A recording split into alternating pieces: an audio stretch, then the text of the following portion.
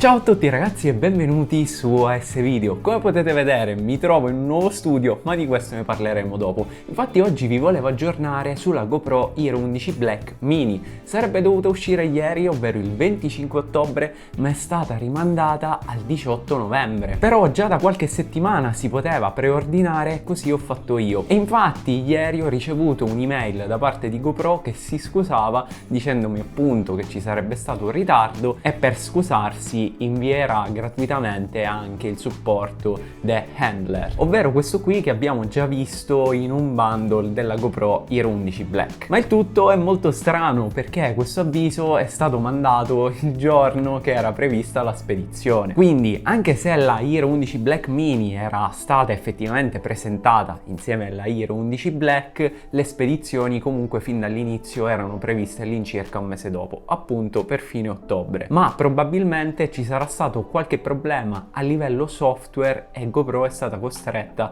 a rimandare le spedizioni, quindi il lancio effettivo della GoPro in versione mini. Presumibilmente stiamo parlando di problemi legati al software e al firmware, perché mi sembra veramente difficile che ci sia un problema a livello hardware e che venga notificato il giorno della spedizione. Quindi in linea teorica stiamo parlando magari di qualche bug o magari qualche ottimizzazione che ancora deve essere fatta.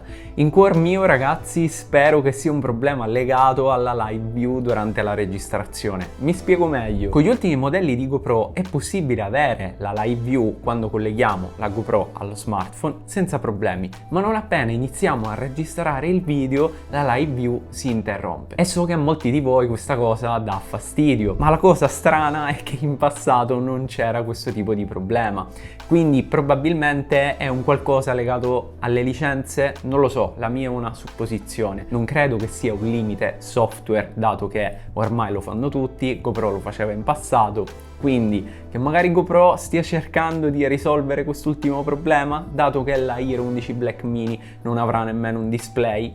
Chi lo sa? Infatti, parlando di specifiche, la versione mini della Hero 11 Black condivide lo stesso sensore, quindi la stessa risoluzione, quindi sono due videocamere molto simili, ma la versione mini non ha i display, ne avrà semplicemente uno, chiamiamolo in bianco e nero, nella parte superiore per gestire le impostazioni, e poi quindi saremo costretti a vedere l'anteprima del video, se ne avremo necessità, tramite smartphone. Inoltre, grazie alla struttura della Hero 11 Black Mini, probabilmente si surriscalderà meno rispetto alla versione normale, e in tutto ciò chiaramente c'è una differenza di prezzo di 100 euro. Infatti la Hero 11 Black Mini è possibile preordinarla e probabilmente acquistarla a 349 euro, però in questo caso non è inclusa la micro SD SanDisk, e oramai GoPro ci aveva abituato a questo piccolo bundle, infatti mi è sembrato un po' strano che non fosse inclusa. In ogni caso, non appena verrà effettivamente spedita, io sarò pronto a fare diversi tutorial, ma soprattutto anche delle comparazioni con la Hero 11 Black e anche con la Hero 10 Black. E se volete rimanere aggiornati, vi consiglio, oltre a iscrivervi al canale, di dare un'occhiata al sito web